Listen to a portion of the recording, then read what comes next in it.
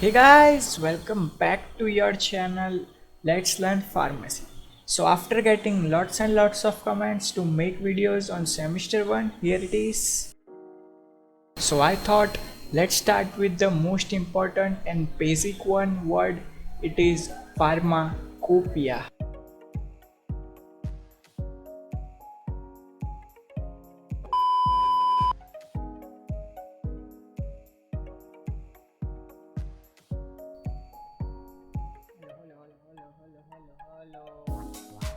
Okay guys, so basically it is a book, but I think it is the most important also.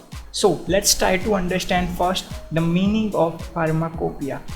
So the pharmacopoeia word which come from two Greek words, and the pharmacopoeia is made up of two words. First one is pharmakon and second one is poio, where the pharmakon means drug and the poio means to make. So basically it is to make drugs. Here the drug meaning medicines.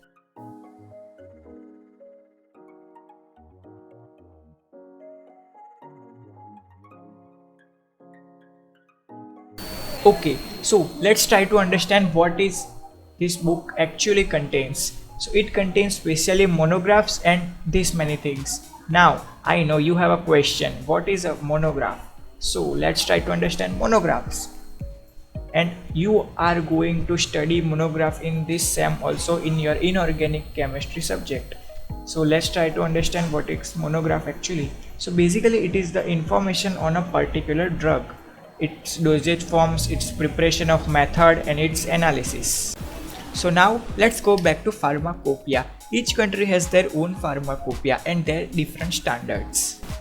Now again a question arises, what is standards? So it means fixed value or a particular value, and you can say it is used for the comparison. I'm not going into detail because it is in your analysis subject, so at that point we are going to discuss in detail.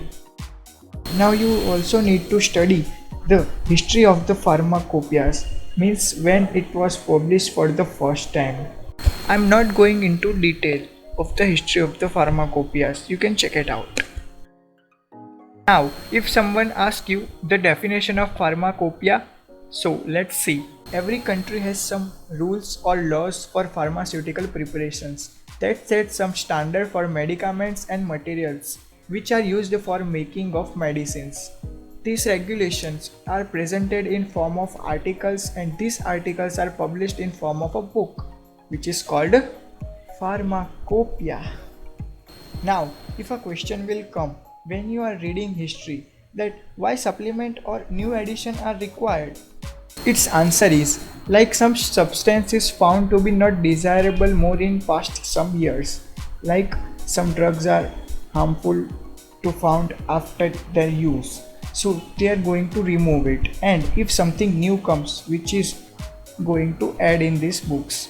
And yes, if some substances are not in the Indian pharmacopoeia, that doesn't mean you can't use it. Maybe it is in other pharmacopoeias, but yeah, they must follow the standards of the pharmacopoeias of any pharmacopoeia book.